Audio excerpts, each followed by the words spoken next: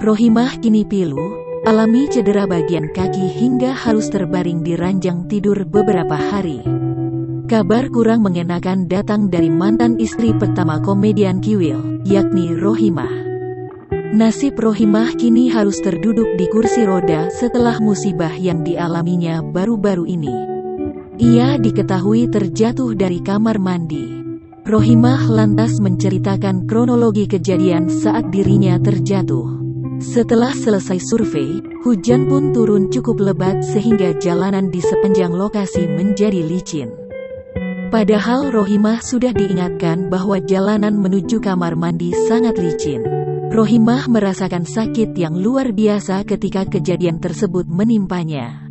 Saat ini, Rohimah mengaku kondisinya sudah mulai membaik. Padahal sebelumnya, ia sempat tak bisa jalan selama 5 hari. Bahkan kegiatan apapun dilakukannya di atas tempat tidur.